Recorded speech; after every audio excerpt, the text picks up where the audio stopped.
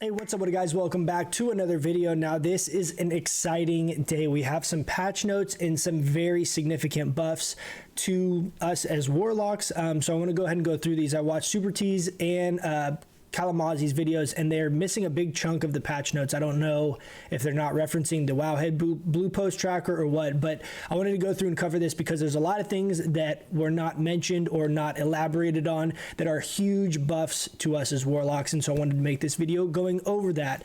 Now, the first thing before I go into the Warlock specific stuff and the Necrolord specific stuff is the changes to Holy Pally. Now, you'll see here on the Holy Pally changes on the patch notes, they're nerfing or eliminating the actual shadow damage reduction by 15%. That's being removed from the Divine Vision PvP talent. This is, for all intensive purposes, a 15% damage boost to dot classes in most situations because of the fact that Holy Paladins are so prevalent, especially when we're talking about like RBGs. Very common to see Holy Pallies there. So this is an absolutely massive indirect buff. Also hoping that this helps, bring up Resto Druids and Mistweaver Monks. Kind of as a side note, this should kind of level the playing field when we're talking about actual tiers of healers, especially in an RBG standpoint, because you have Resto Druids throughput getting buffed, Mistweavers mana regen or mana conservation, the cost of spells being reduced. There should be a lot more even playing field when it comes to healers in PvP. So this is a huge change for us as Warlocks. Not so much for Demo, but for the other specs, it is going to be very significant. Now let's talk about some of the Warlock specific stuff, and I have the game up here in the background as well, and I will go ahead and kind of talk about and show you guys some of the stuff in here in game to show you guys the significance of why these are such big changes. Now, Malefic Rapture was supposed to get a nerf, and then they reverted it, so nothing too exciting here. Basically, it's going to stay how it is right now in live. The things that are really significant here to touch on is Amplify Curse is getting a 33% cooldown reduction. Basically, it's going to be 30-second cooldown as opposed to 45. Now, for Affliction, I don't think this is really that big a deal, and neither for Destro. However, for Demonology, this is actually my go-to PvP talent for my third PvP talent. I can pull up my setup here and show you guys, but I run this a lot for Demo. This is a really good PvP talent for Demonology because it does give you a ton of utility. Now, I was playing with Casting Circle, but this is very commonly the setup that I run for virtually everything as Demo. It's also common for people to run Netherward, but Amplify Curse gives you a lot of value against melee comps as well. Being able to Amplify Curse and then Curse of Weakness, or even Amplify Exhaustion. So I use this all the time. So this being reduced to a 30-second cooldown is absolutely insane and a huge amount of value when it comes to our actual utility, which Demo already has such great utility by comparison to the other specs. This is big. I'm very excited for that because I think the cooldown reduction is going to just help cater to the overall value that Demo is going to be able to bring to the table in most situations. Now, Casting Circle. Super T's talked about this and didn't realize, or didn't at least articulate very well, that what they looks like they're doing in these patch notes is there's a secondary text to Casting Circle where it eliminates the silence immunity on your Unending Resolve. That is going to be gone. So right now, basically, if you, based on these patch notes, if you take Casting Circle, you're going to gain the ability Casting Circle, being able to cast this down and grant you immunity to silence and interrupts for 8 seconds, and your Unending Resolve is going to act just like it does normally. It's going to have no change on your Unending Resolve. This is really, really huge for a few reasons. One is it's going to give you the flexibility to have these really long uninterruptible cast windows if you want to, via stacking Unending Resolve and Casting Circle.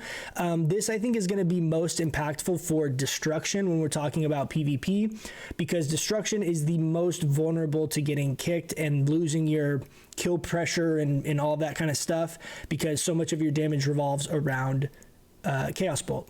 So with that being said, the reason why Casting Circle, I think this is going to be our go-to third PvP talent in most situations, because we kind of have a flex pick right now when we talk about our third PvP talent. You basically always want to run Demon Armor, and you always want to run Focus Chaos, and the third slot is kind of hit or miss here. Now, I've been running Fell Fissure a lot, but people do kind of mix up the third slot here very often. Now, if we run Casting Circle, The reason why this is going to be so significant, just to show you guys here on a target dummy, let me build up some shards. But if I drop casting circle, I can actually fit 3 chaos bolts in this window.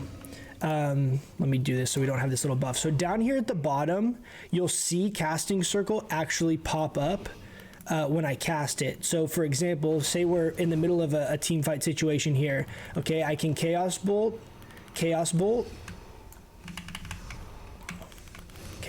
and I still have this casting circle buff up. Now, if I'd done that a little bit better, you can basically have casting circle up that entire time. Point being is 8 seconds for destruction is long enough to really get your burst out. This is huge for destruction. Now that you still have the same defensive aspect of your unending resolve, and you have this casting circle. The other thing that's important to mention is that the cooldown starts on this at 1 minute, right when you cast it, not when the duration ends. So this is effectively like a 50-second cooldown. So this is going to be up a lot, and this is going to pair well and line up nicely with things like Decimating Bolt if you're trying to get these hard casts off, where it will really force teams to Cyclone or Storm Bolt or Hodge and use some kind of form of hard CC to prevent your goes and your actual burst, rather than just being able to have a, Affliction Warlock focus kick you or a Shaman focus kick you. They're going to have to really commit to interrupting your pressure, which is going to be really big. I think specifically for destruction, I'm anticipating on running this as my 3rd PvP talent for destruction and RBGs with this change. Now, the last PvP talent here to mention is Demon Armor. This is being increased from 90% armor gain to 120% armor gain. To give you guys an idea of how much this scales, you can see right here, I have a 22% physical damage reduction. If I click Demon Armor off, it goes down to 13%. So right now, Demon Armor as it is giving us about a 9% physical damage mitigation buff. With this change going live, that should be another approximately 3% damage, physical damage mitigation that we're going to be getting from this talent, which is really big. So if you take Demon Armor, you're going to be taking 12% reduced physical damage and increasing your health by 5%. So it's a very welcome change, not something that I think was super necessary, but I do think this is going to be good and help a lot with dealing with melee cleaves and melee burst in general. So again, that's going to be about a 3% physical damage mitigation for us as Destro is really what I use that for. I don't play Affliction. So, and then the other thing to mention here, rune carving powers. Affliction is getting a couple buffs to their legendaries. I know from a PvE perspective, everyone runs demonic synergy, at least they were, and for PvP, everyone's running the corruption legendary. So I don't know if this will actually change what you play if you are playing Affliction. I'm not sure how strong these will be given all these other tweaks that are going on with Warlocks, but at least nice to see some buffs going to some legendaries that haven't gotten that much love. Now, the Demo legendaries getting buffed are absolutely massive. Bale Spider's damage amp is getting doubled, and the duration is getting increased by 33%. This is now going to be a 20-second buff as opposed to 15, and each stack is going to give you 15% bonus damage on your Shadow Bolt and your Demon Bolt. So having this up at 4 stacks, you're going to be gaining 60% bonus damage on your Demon Bolt and Shadow Bolt. I don't know if this is going to have any value in PvP. We'll have to see. I'm not a big fan of trying to maintain buffs in PvP. That seems to be pretty unreliable and kind of plays into this whole ramp up play style. However, from a PvE perspective, I think this is going to start to get very competitive very, very soon. We're getting close to the point where we are having a lot of our damage is starting to scale very well with Demon Bolt, and I think that this might be a big enough buff to this legendary to make it actually viable if you want to play this play style. That being said, we'll have to see. There are some things regarding Necrolord that I'll talk about in a second that also are going to synergize with this very well. So I'm very glad they're making this change, because for those of you that do like this playstyle, it is going to make it significantly stronger than it currently is. This is an absolutely massive damage buff. I mean, it's literally like having 2 of these legendaries. It's just absolutely insane. And I think the 20-second duration is going to be very, very big as well, because that was one thing I had a big issue with, was maintaining. Is 15 seconds was right on the cusp in certain situations. If you got a bunch of demonic core procs, it would be difficult to cast a Shadow Bolt to refresh this. So 20 seconds I think is a very good duration for this. I don't know if this will work in PvP, being able to maintain this well, but again, 20 seconds is a pretty long duration, so there might be some viability with this, like I had mentioned before, with like the Imeni tree with the decimating bolt set up and having these big decimating bolts followed by these huge demon bolts that are going to be amped by 60% damage if you can maintain 4 stacks of this. It's absolutely insane. Now, Grim Inquisitor's Dread Calling is getting a 25% damage buff. It was a 3% damage per stack up to 4%.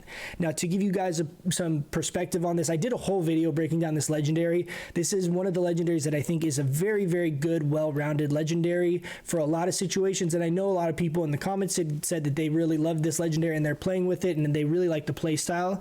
And this is going to be a really significant buff to all those players. I don't know if this is going to overtake any of the current legendaries that are performing well in PvE or PvP. However, if you do want to play something that you enjoy and you really enjoy this setup, it's going to be a pretty significant buff. Generally speaking, in your normal rotation, you can get about 9 to 15 shards that you spend in between your Dreadstalker casts. It just kind of depends on how many demonic core procs you get, how much haste you have. So you're in that ballpark. Let's just use 10 to 15 just for ease of math, right?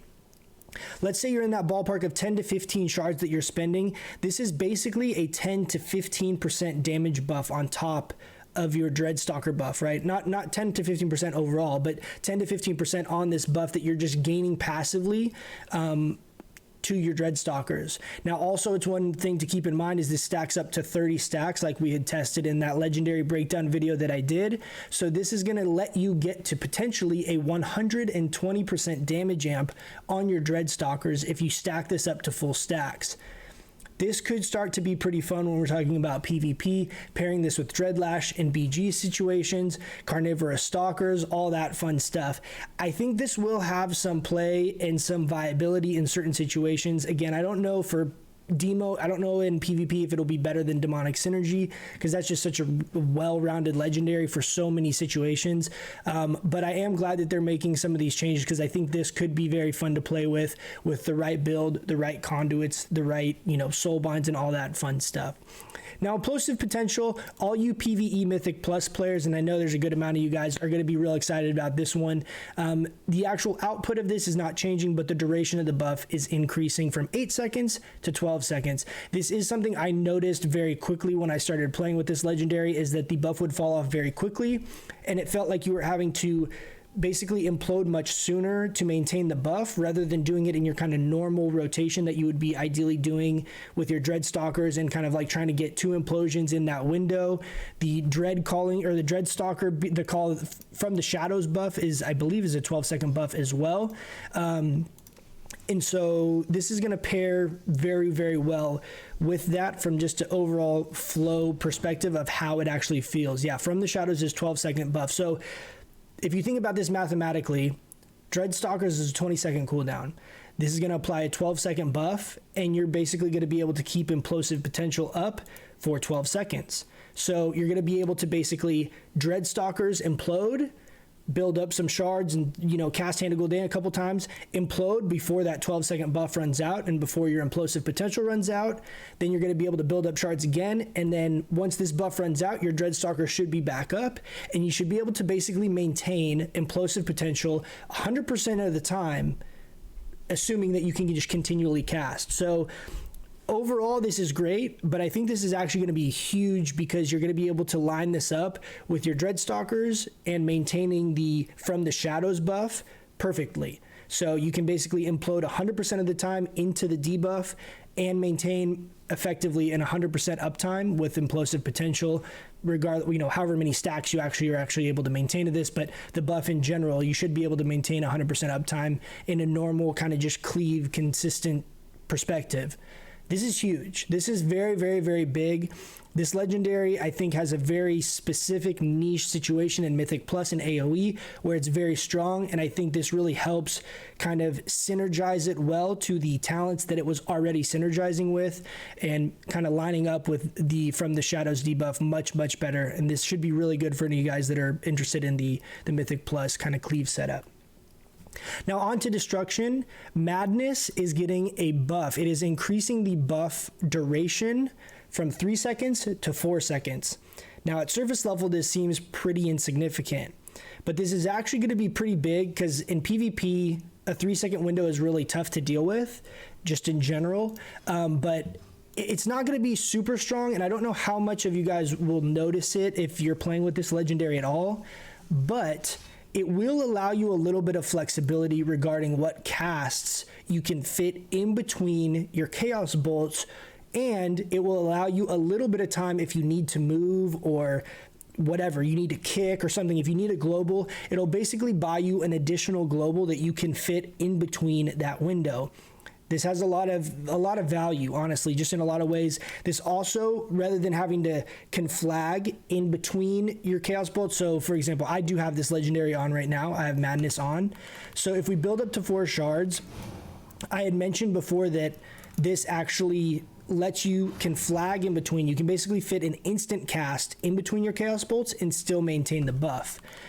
But what this change will do is it will allow you, so I can see a Chaos Bolt can flag, and if I cast Chaos Bolt immediately, I still get it off before the buff fades, and you can see it's amped by the damage. But I can't fit any kind of a hard cast into that window right there. What this is going to allow you to do is potentially be able to like Chaos Bolt, Fear, Chaos Bolt, which is a very common combination that people run, doing like a pseudo stun with your Fear. This doesn't seem like it would be very big, but that 1 second allows you the flexibility of basically casting any of your spells within reason in between your Chaos Bolts and still maintaining the value of the legendary. So this is actually going to allow a lot of flexibility with this legendary, because currently you basically are trying to cram in 2 Chaos Bolts back to back. This 1 second is going to give you a little bit of wiggle room to be able to fit in a utility spell to either maintain CC, whatever it may be. It's actually very significant and will allow for way more combinations of things that you can be pairing your Chaos Bolts with than currently exists with Madness, given the shortness of the duration as it is right now on live. So this is really big, very welcome change. I think this is not going to be OP, but this is going to allow a lot more value for this legendary in general, allowing you a lot more options with your burst windows and burst setups. Now the Anima powers I'm not going to talk too much on. These aren't particularly exciting to me. A little bit weird because they're buffing a lot of these legendaries that are already very strong. I mean, sorry, these Anima powers that are already very strong for demo. For example, Bottled Shadow is one that I've talked about. And I pick this up basically every time I get it and just try and grab a soul right before I kill the boss. But they're doubling the duration of this, which is very odd. They're changing some of these up. The Detonation Torch, this is going to be like a different damage buff to your Shadow Bolt and Demon Bolt rather than the Radius of Implosion, which is good because I thought that was like a crap Anima power anyway. They're just doing some weird stuff. None of these are super exciting. Pact of Thickness, they are making it so that your pet also deals more damage. So it's like the, what's it called? Hellfire Pact, I think is the one that's called right now.